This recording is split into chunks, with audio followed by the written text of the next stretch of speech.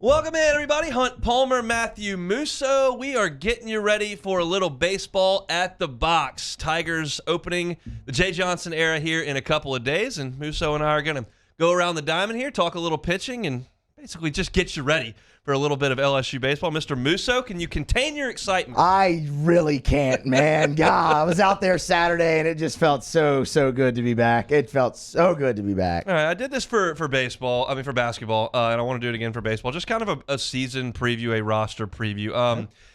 We got, all of us who follow the program kind of got comfortable with the way Palmer and Matt operated for a very long time, and it worked, and they had a lot of success. But we knew kind of what to expect. That's out the window now. I don't have a great feel for how Jay Johnson's going to handle this, and certainly a lot of us have questions about what's going to go on the pitching staff. Before we get into going around the diamond and looking at the pitching staff, if you could look for one thing that you're kind of excited to learn about here over the next couple of weeks in the Jay Johnson regime, what would that be? Separate from pitching or? Just whatever. Starting rotation, how he's going to manage that too. Like how, because like you said with Paul, you knew how Paul was going to leave a pitcher or pull up, especially after, since 2007, you could kind of call it before he did it. Yep. So Jay's talked a lot about maybe it's going to take 4 or 5 guys. So just how they manage that together. Is it an opener versus somebody they actually feel comfortable turning loose? Who are those guys? It all starts on the mound for me when I look at it. It does. And so just as an example, I went out there a week ago, so this is 2 weeks before the opener, and Blake Money threw 5 innings. That would have never happened under Paul Mainieri. You're looking at a starter on opening night's usually going to go 4 innings, 60 pitches, and sit down. They're already stretching guys a little bit more than they would have. Now, that may be because they got to find guys that are going to start, and they got to see who can do it. But that's just an example of things that are going to change. But let's start with the known commodities and the more certain thing, which is the offense and where people will line up defensively. Obviously, with the impact that Dylan Cruz had and Trey Morgan had last year as freshmen, Cruz hit 362, Morgan hit 357, Cruz hit 18 home runs. They were consistent start to finish as freshmen. They come back as sophomores in this team. You add one of the best players in the country in Jacob Berry. Cade Doty, I think, is primed for an All-American type season. And, oh, by the way, it takes you to the 5th guy that you're going to name to get to Gavin Dugas, who hit 19 home runs. Nobody's hit 20 around here since Ryan Shemp, I believe. So it's a stud-loaded lineup, and it's one that I look at and I think, okay, this is a championship-level lineup, I think. No, I think you're absolutely right. I think they have 4 first-rounders in this lineup, 2 of them potential, 2 of them solidified, right? Jacob Berry right now in July's draft is projected as a top 10 pick. Yeah. If he stays healthy, that's going to happen. He's a switch hitter with power from both sides of the plate, but understands the strike zone. He's just that's what they look like. When you look at Jacob Berry, that's what they look like. Dylan Cruz, if he stays healthy, he's got a chance to be the number 1 overall pick in 2023, right? Then you have Trey Morgan and Cade Doty. I think Cade Doty has a legitimate shot to play himself into the back end of the first round this year. And Trey Morgan, Kylie McDaniel, I heard an interview with him. I can't remember where, unfortunately, but I heard an interview with him. They asked him about Trey Morgan, and it was during the freshman year, and he was a 3rd-round pick already as a freshman. He has a chance to play his way in there, so I'm with you.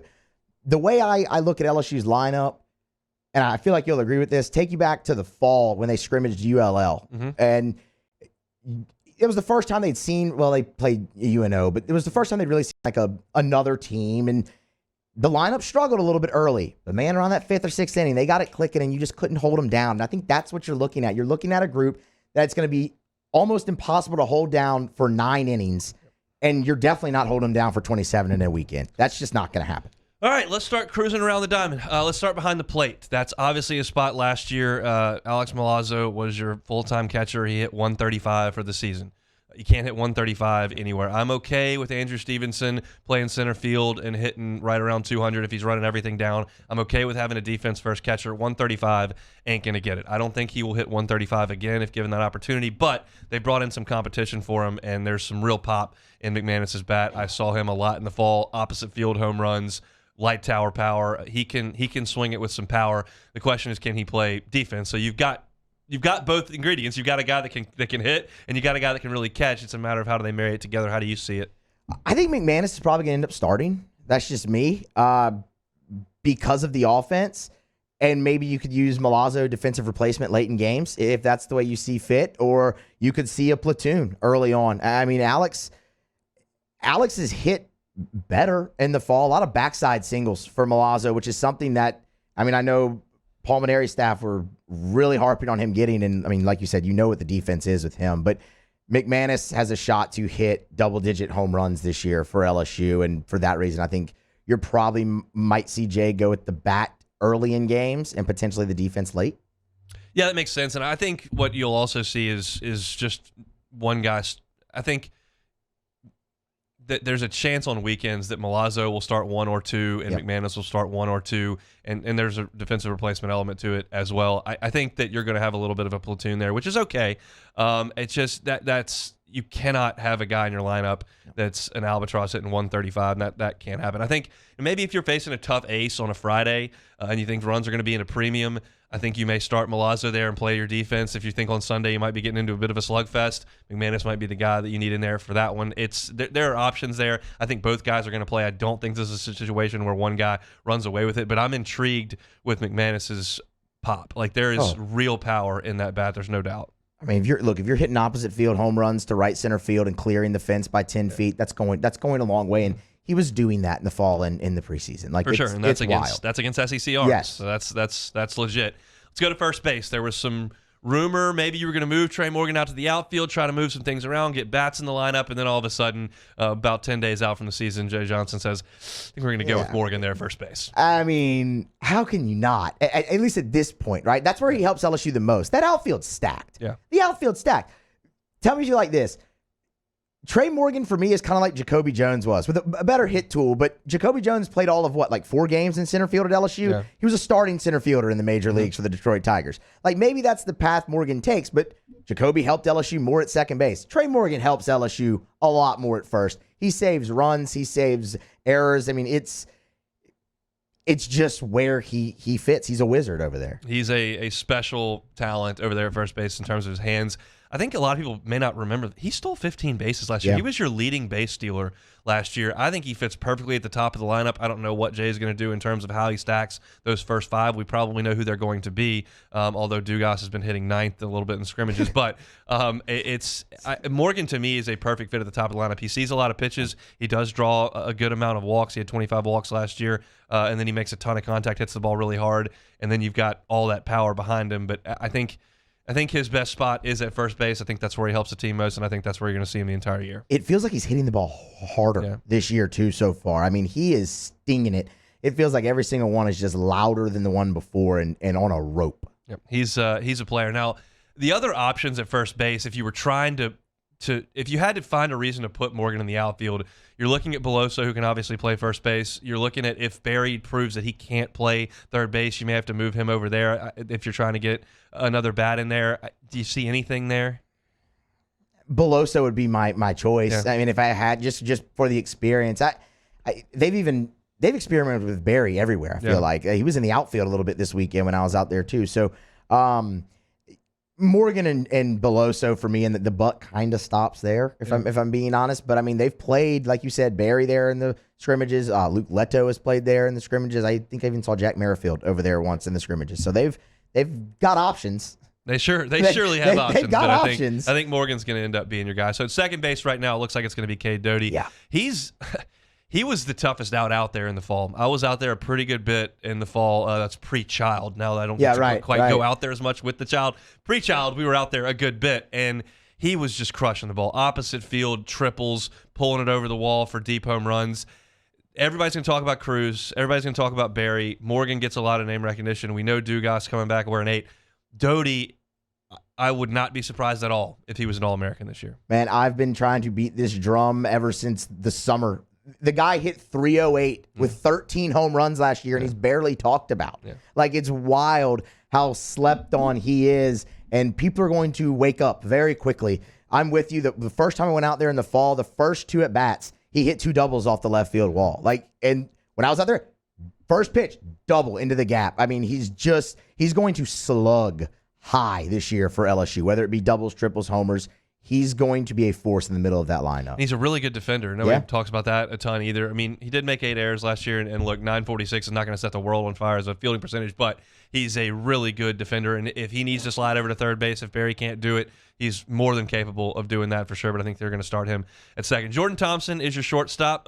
They went into last year. This is one of my things talking about preseason. They don't have a shortstop. So they don't have a shortstop, and they finally found one. It took them half the season to get to Jordan Thompson, but he ended up being your shortstop. He hit 250, showed a little bit of power, hit 8 home runs last year as a freshman. He's not a guy that I expect to hit 10 this year, but he's going to be a quality defender. He's got a huge arm, and because you're asking him to hit 6, 7, 8, 9, he's a really nice piece to your lineup, adding some depth. He is, and to hear Jay Johnson talk about him so far leading up to this season, he's one of, if not the most improved players on the team.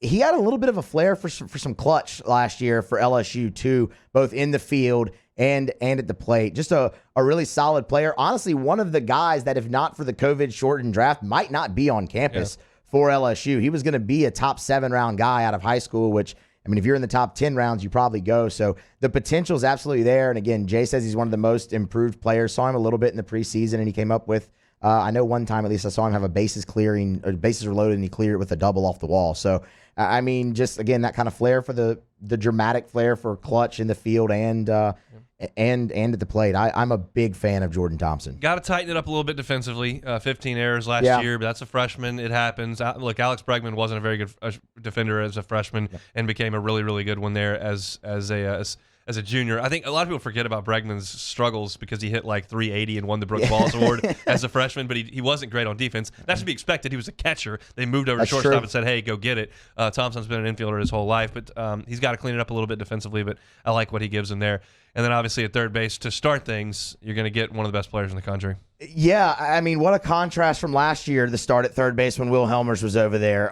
Didn't have a third baseman either. Now you have a projected first-round pick in Jacob Berry, and he's surprising. So the only time I saw Jacob Berry before, obviously, he got to LSU was really in the Super Regional against Ole Miss, watching Arizona Ole Miss. He's surprisingly more athletic than I thought he was. He moves well over there at third base, can pick it, has a strong arm. I like it. I mean, I think he's obviously your best option. I do like what I've seen from a couple other guys over there, though. Jack Merrifield played really well there at points in this preseason. The bat maybe needs to catch up a little bit, so it will be Berry, but what a luxury to have that guy. I mean, he's a first-round talent. He's all that. Now, he's going to hit 15, 20 home runs, switch hitter, and like you mentioned, his infield action's not that bad. No. I mean, he may not be good at it. We'll see when the bullets start flying. If he starts kicking it around a little bit, that's been the knock on him. He DH'd the majority of the time last year, and he's not going to do that this year because you've got draft obligations to top-tier players. It's just the reality of the situation. Now, if it becomes a disaster, they can switch and they can move him to first, or they can DH him some. But I think he's going to start at third, and I think he's going to give him a ton there at third. As far as some guys on the infield that we did not mention there that could potentially find a spot or a rotational piece, Drew Bianco, you talked about Jack Merrifield. What do you think about some of those guys? I like what I've seen from Brendan Holt. I don't know if you agree. Speed. I started last year calling some high school games for Ronnie Ranson and some of the guys over there at Parkview, and I saw Brendan Holt play 5 times last year. He's one of the fastest players I've ever seen on a baseball field. This is a funny story. It's hard to do justice, but in a playoff game against E.D. White last year, he led off and he ripped a 2-hop line shot single to the right fielder. And I looked up after I marked it in my scorebook, and he never stopped, just wheeled all the way to second base. They threw him out by like a lot. But the fact that he even considered on a missile to right field just going to second shows you just how ridiculously fast he is. It was incredible to watch. That's the Craig Biggio special. Yeah. That's what Craig Biggio, no matter if it's just a single, he's going for 2. But I like what I'm saying. Look, it's not bad at shortstop either. I mean, he's picked it pretty well over there. Gives you a good option for, just some depth piece. I like what I've seen from him a lot. And I'll tell you what, Will Safford's hit the ball a good bit here in the fall and in the spring. So that was the knock on him, but he's stinging it a little bit. Bianco can play anywhere, and one of the roles I can see maybe for him, if you've got Milazzo in the lineup, or if there's a really tough left-hander on the mound and you don't want to see one of your left-handed guys take the at-bat, if Gio's in the lineup or what, just hypothetically, and I think Bianco can come in and pinch hit for you against a really good fastball and give you good at bat. He hit a homer last week when I was out there into a really, really strong wind. He's a utility guy, can play anywhere. So they've got some depth in the infield as well. All right, let's go to the outfield. Starts in left field with Javen Dugas. I think a lot of people have been surprised. You can't take everything from practice, I know, but it is a talking point here. He was hitting ninth the other day. I haven't seen him tearing the cover off the ball in the spring. When you're a guy who has hit 19 home runs, your guy that last year hit just about 300, hit 295. He's going to be in there, and I expect him to produce, but maybe getting off to a little bit of a slow start here in the spring. Led the SEC in RBI too last year too. Yeah, so I mean, and a solid left fielder. If we're being, look, he's not. I know everyone wants to think about the history of outfielders that LSU's had recently. He's not in that class, but Javen Dugas is not going to hurt you out there, and he is in there more for his bat. But to your point about where he's been in the lineup, and I guess to the point we made earlier about Jay kind of wondering how he's going to figure things out. I was out there last weekend, and Beloso and Dugas went back to back, and I was writing the lineup down and looking at a few things, and I looked down, and they were hitting 7th and 9th, and I was just like, 7th and 8th, and I was like, okay, yeah, so that's the potential depth that they have.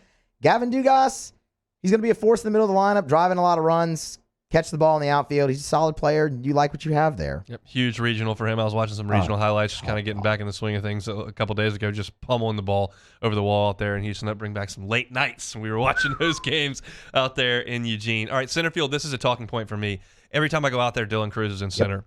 That tells me two things. I think Dylan Cruz is going to play center field for this team to start, and I think that Giovanni Giacomo might be a fourth outfielder at this point, and they're going to try to get a bat in right field. We'll start with Cruz, and we'll get to right field, but does that sound right to you? Yeah, it does. I mean, look, the thing with Gio, and it's not that Gio's a bad player. I actually think Gio's a good player. It's funny when he's the definition of your stats averaging out. Baseball's a game of averages, right? But Geos don't always look pretty, but it always ends up over 300 somehow. But it's a slumping 300. So there's a lot of swing and miss in his game. He's great in the outfield, but with the bats he's competing against in the outfield, no, I'm with you. And I think Dylan playing in center has a lot to do with draft as well. I know he's got another year, but Dylan Cruz projects probably to center field at the next level, I would think. He's got some things to work on as far as maybe angles and whatnot, but he's going to catch the majority of balls that are hit out to him, and he's got a cannon of an arm that you know. And again, the guy hit 18 home runs last year. I don't put this lightly. I don't mean to use hyperbole here. I'm being dead 100% serious. He could be the best hitter that's ever played here. I did not see Todd Walker. I saw the end of Furness, Cressy, all those guys. I mean, we know the list. He could be the best one ever. That talent. I mean, when I go out there in the fall and I watch him turn around a 96-mile-an-hour fastball and hit a line drive home run well over the right center field wall of the opposite field. That's not normal. That he is, and he could be the first pick in the draft when it's his time in a couple of years.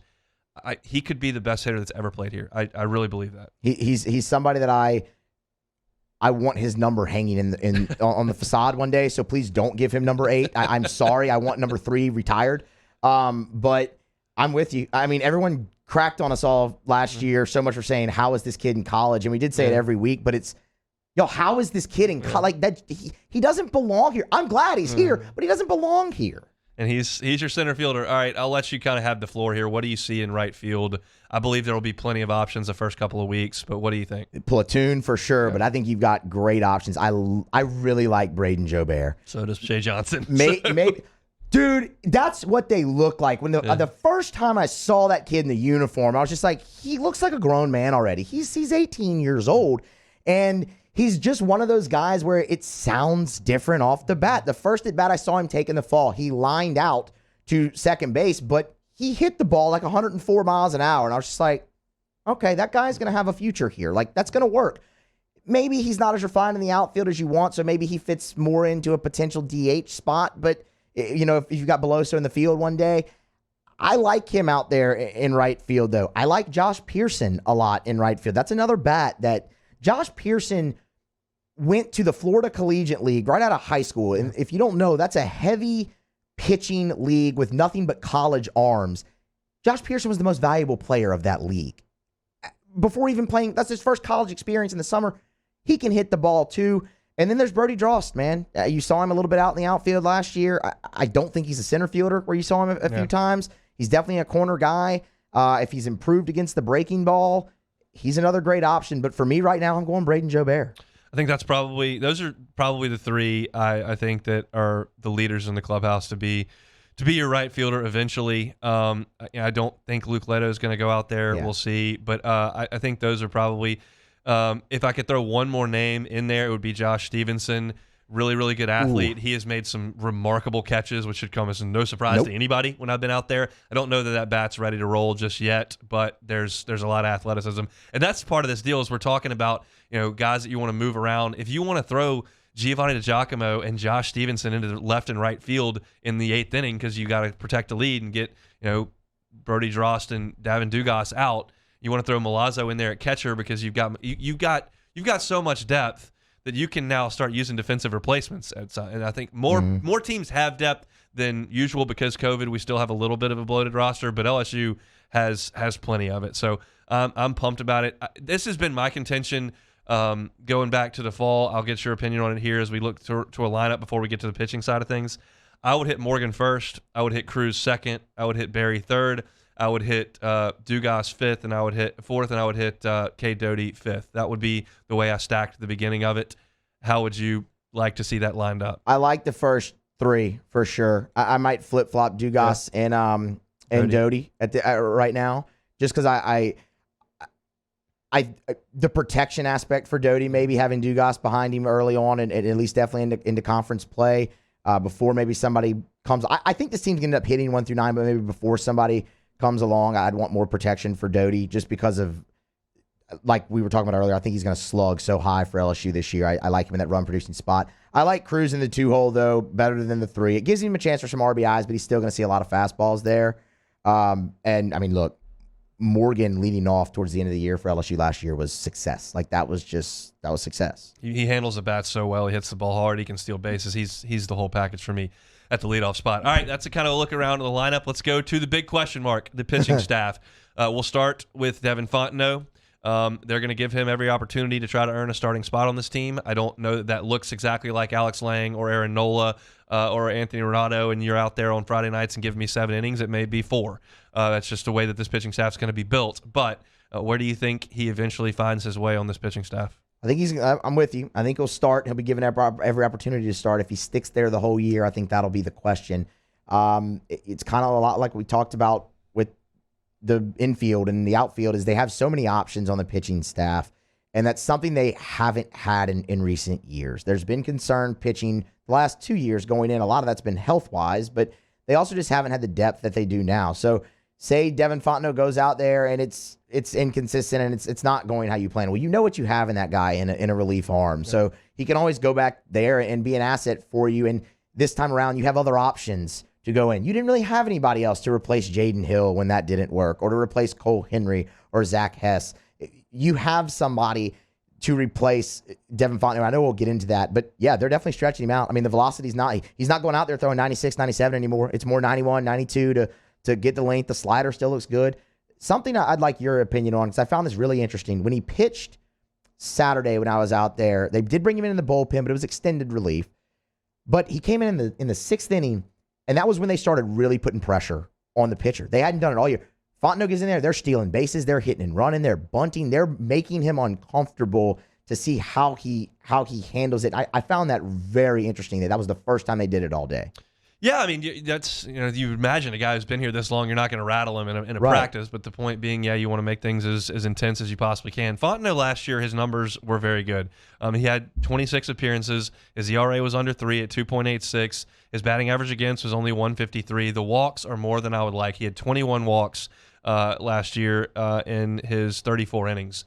That's the issue, because if you bring him in the 8th inning and he walks 2 guys and because he's got great stuff, he gets out of it, then he can cruise through the 9th like you've done your job. You ask him to be a starting pitcher and give you 6 innings, and 3 times he walks a guy or 2, then you're starting to play with fire. And that's my biggest issue with Devin Fontenot. You got to throw it over the plate. LSU was great in the 2 fall scrimmages at throwing the ball over the plate. They've talked about cleaning some things up with Fontenot and making sure that he throws strikes. That's my biggest concern. It's not whether or not he's going to snap off sliders and strike guys out. It's not whether or not he can throw that fastball and spot it where he needs to and get a big punch out. It's, consistently can you not put guys on base with free passes? Yeah, I mean that's walks kill. I mean it's the old stat that everybody changes the number with. They or leadoff walk scores however much percent of the time. No one knows the real number, but right, it's too often. That's just so that goes both ways. Bullpen or starter.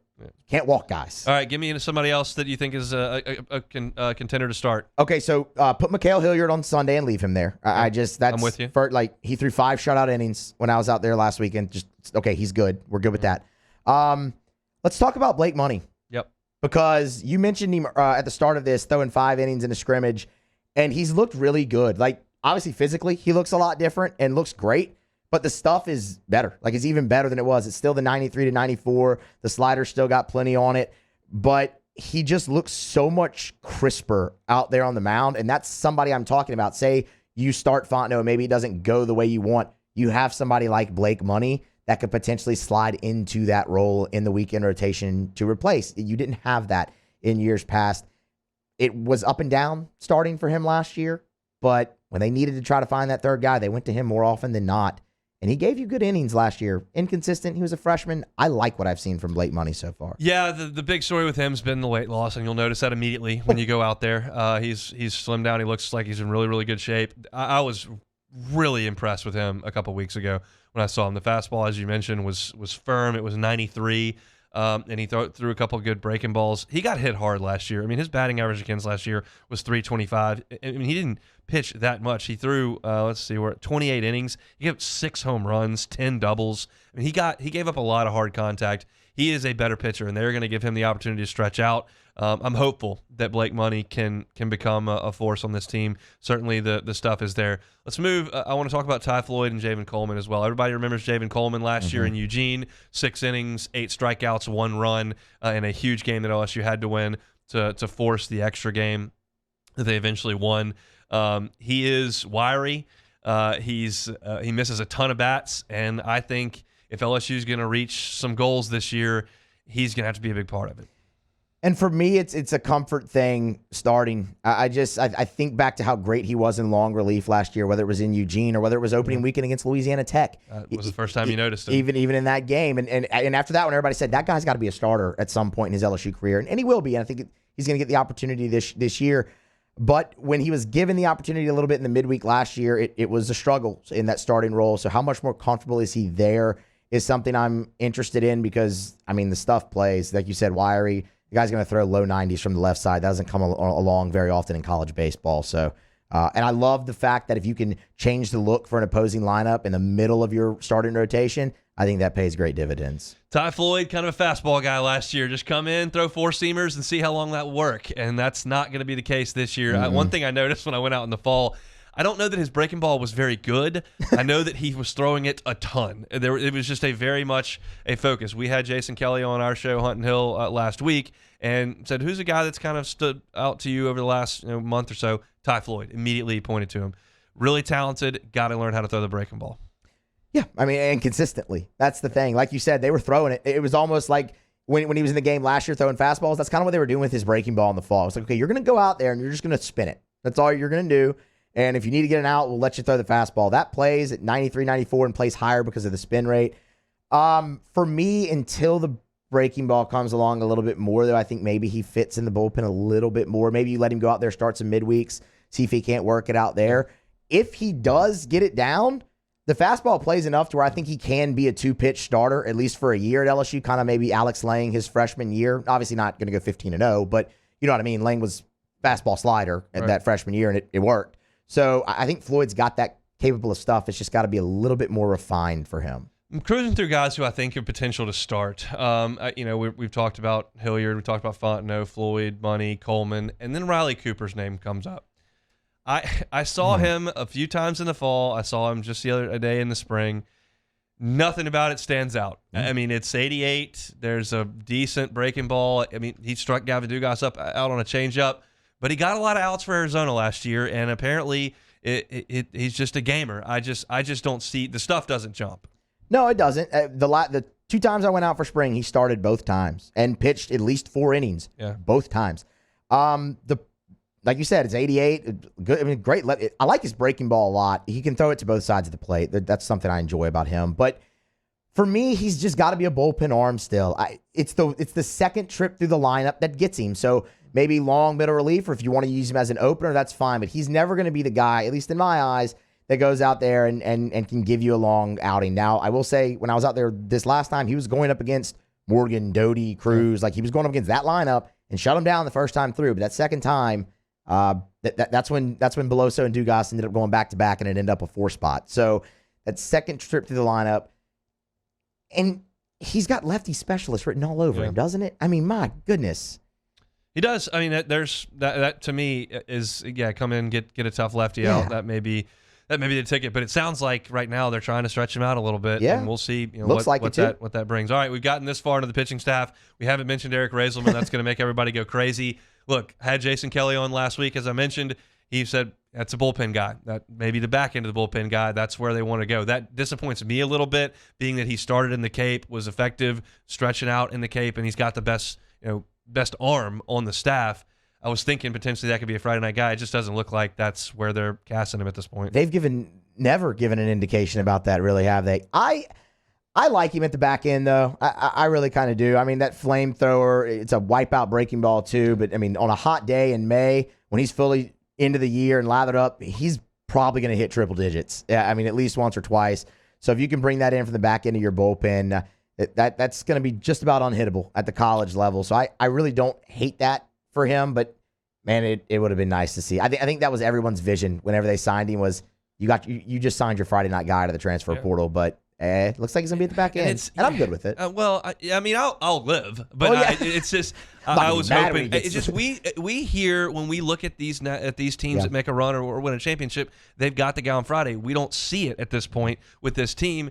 That was a thought that he could be it. That just gives me a little bit of anxiety moving into a season without a guy to hand the ball to on Friday. It should. I mean, it should. I mean, you're gonna run out there against Vanderbilt later this year, and they're going to be throwing, Christian Little or somebody on Friday night. Florida's going to have a guy. Georgia's going to have, I hear you.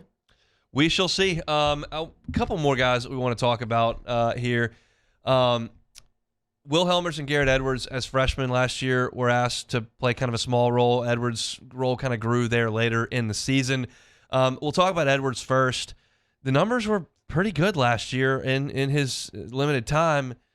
Again, I don't see a plus pitch there, but he certainly could grow into 92 and throw that breaking ball. Yeah, no, I mean, got to be kind of the same role you had him in last year, right? Setup guy, maybe. Yeah. But a good college pitcher. Ran it up to 92 a couple times last year. Maybe he can get it a little bit more consistent. Did like the breaking ball. They trusted him early and often last year. The ULL game comes to mind where they threw him out there with the bases loaded, and he got out of the jam for you. Just a really nice bullpen arm that has a lot of experience in the SEC already. Was LSU's best young pitcher on the staff last year. Speaking of young pitchers, nice segue there. 2 freshmen that have caught my eye, Grant Fontenot and Cale Lansville. I want to start with Lansville. He obviously threw a couple days ago, and I think he got hit a little bit. But when I've seen him, he's looked the part of a starter. He's got a smooth, clean delivery. He's got a good arm. The fastball's 91, 92, and I love his breaking ball. It's one of the best breaking balls on the staff. I think he's got a chance to make a splash this year. I know everybody doesn't really love to make comparisons, and I know we've talked about this, but for me, he's Landon Marceau that throws harder and more consistently. He's got 3 pitches already, built similar to Landon Marceau, pounds the strike zone. I'm a big Cale Lansville fan, and if there's an off-the-wall candidate I think that could break into the starting rotation this year, it's him. For me, it's him. I haven't seen him in the preseason, but saw him a lot in the fall and was just blown away. That was a big get for them to keep him away from the draft, because he was a guy who was going to have an opportunity this past July going, and he came to LSU. Let's talk about Grant Fontenot. I don't know how much you've seen him. I've seen him a few times in the fall. Live arm, the command is not quite there, but there's a lot to work with. I mean, he's 92. The slider bites, but he'll sling it back to the screen a couple of times because he's just not quite as fine-tuned as somebody who's been in the program for a little bit longer. You texted me one afternoon and said, Grant Fontenot's throwing hard, man. Hard. He's throwing hard. He's popping the mid. They don't have the gun on, but he's throwing hard. I'm excited to see him. I know Coach Jay talked about him a little bit at Media Day as well this year, and that's somebody that you might see some innings for him this year. I'm excited to see him. It's a bummer. Each time I've gone out there, I've wanted to see him. They just keep throwing Devin Fontenot and Mikhail Hilliard and guys That's that the worst. guys that I've there, seen I know this for guy. 4 I've seen him 100 years. times. Yeah. And I'm like, give me Grant Fontenot. Let me see the arm. All right, your prediction. Who starts these first 3 games? I'm going to go with the same guys I've gone with the whole time. I think Fontenot goes Friday night. I think you'll see Coleman on Saturday, and I think you'll see Hilliard on Sunday. I think Fontenot, I think Money, and I think Hilliard. That's my prediction. I think that I think Lansville, my hope is that he finds his way somehow, some way into that SEC weekend rotation. All right, now that we've gone through names, is there anybody that we haven't talked about that you want to? There's certainly other pitchers, but fire away if there's somebody else. Bryce Collins, okay. Transfer from Arizona. So it caught my ear on Media Day when Jay Johnson was talking about him and said when they recruited him to Arizona, at that time, he was the best pitcher they had ever landed and signed. He had Tommy John. It took him a little bit longer to come back, but he's back. I finally got to see him this past week. 4-pitch guy. Fastball is 90-91. He topped out at 92. The breaking ball, K. Doty has compared it to Mikhail Hilliard's, and I get it. It's a real 12-6. He can throw it in any count, but it's got a big put-away ability to it. 70-72. Has a good changeup and slider to boot as well. He's still working his way back, so they got him a little bit the second trip through the lineup, but that's a guy who pounded the zone for the inning and a third he was in. The first hitter he faced with runners on first and second was Dylan Cruz. He got Cruz to bounce out up the middle. So that's somebody I could see potentially maybe in a setup role going forward for LSU. I really liked what I saw from Bryce Collins. I was impressed. All right. Does this format work, trying to mix and match and you give me 4 innings here, you give me an inning here, you give me 2 innings here, and try to get through a weekend? Is that going to work for this team? Some days. Some weekends it's going to work. I mean, come on, guys. Think about this. How many years did we struggle through it when LSU didn't have a third starter on Sunday? Yeah. They're talking about having to do that potentially for 3 days in a weekend. That's not, I'm sorry, that doesn't excite me. Yeah. That makes me very nervous, actually. The good news is LSU's got an offense that they're going to be able to keep up in those games. They're going to play a lot of high-scoring games. Will they be able to come out on top in the majority of them? I don't know. LSU will have a winning record. They'll win the majority of their games. Their schedule's awful. I mean, it's We're going to get to their that. schedule's brutal. We're going to get to that. But this is a team that, with that philosophy, because of the depth they have in the offense, they could probably still go pretty far with it. It can work. The 2013 Mississippi State team basically had Kendall Graveman, who's actually found some way to gain 7 miles an hour on his fastball and be a long-term MLB starter. When he's not throwing at Mason Cavs. But exactly. And the Cubs signed him. I was devastated, but he never pitched because he was hurt, so it didn't matter. But they basically just mixed and matched with Evan Mitchell and Ross Mitchell. None of these names mean anything to anybody, but they got all the way to the championship series trying to mix and match. It can work, but I'm not wild about it, to be quite honest. The other issue is the schedule, as you mentioned. And they're going to Starkville to play the defending national champions. They're going to Fayetteville to play a team that won every weekend last year until they didn't. They're going to Gainesville. That team's always loaded. They're going to Nashville to play Vanderbilt. Because of that schedule, I'm having a hard time seeing this being a top 8 team. I think it can be a regional host team, and I think they can go wherever they want in the postseason. I think they can go to Omaha. I think they win the whole thing. But because it's just going to be hard to win those series on the road consistently, especially without a top flight guy at the front of your rotation, and we don't see that right now. So that gives me a little bit of pause as we enter this season. The schedule is just too difficult to expect them to go out there and win 8 of their 10 SEC weekends. It's just too much. It is. I mean, and even if you step out of conference, they also have to play number 1 Texas and Houston this year. So, I mean, they play 7 of the top 10 teams. 6 of them are away from Alex Box Stadium, whether it be a neutral site or a true road game. You avoided back-to-back road series last year, not this year. And guess what? It's Mississippi State and Arkansas. That sucks. Like, that's not cool. That's awful. Vanderbilt's your last series of the year, and it's on the road in Nashville. There's no let up. And I get there's never really an SEC baseball. It's unreal how good this league is. But, man, at least sometimes you've had that weekend where it's like, okay, we have Missouri and Kentucky back-to-back. Not this year. You don't have that. It's going to be a grind for 30 games, and it's going to be tough, man. I'm with you. I don't think they can get top 8. Now, look, if they somehow win, then they will be. Yeah. But if they win If they win 18 league games, they'll be a top 8. Oh, Top absolutely. 8. They have to have. I'm ready. I haven't looked at strength of schedule. They have to have the hardest schedule in the country. We usually say road to 20. 20 is where you're locked in as a top 8. I think with this schedule, if they win 18 road games, they could do it. They could be a top 8. But I'm with you. No, I think they're definitely a top 16 seed this year, just because their RPI is going to stay so strong because that schedule's so brutal. All right, give me your prediction. How far they go? LSU for me this year.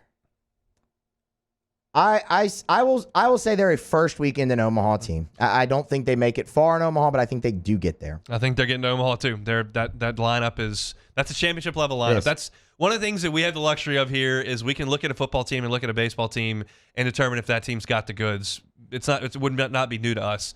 I don't even have to see them play. I know that with the top 6 they've got in this lineup, that's a championship level team. They've just got to find a way to mix and match pitching. They have options. They got to find them, and we will certainly learn a ton about that coming up here this weekend as we crank things up. You got a podcast every single day. Tell them about it. Musso at the Box, first episode already dropped this morning. This is year 3 of doing it. Try to go about 20, 25 minutes on each of them. Some of them get a little long-winded depending on what happens, but we even get some guests on there. Patrick Coogan joins me from time to time, so this is the most excited I've been to do it. It's year 3, but this is the most excited I've been to do it. So we're ready to roll. Musso at the Box. You can also catch him early line and catch him on 104.5 ESPN from 2 to 3 every single weekday. Hunt and Hill, noon to 2 weekdays. We will see y'all at the Box.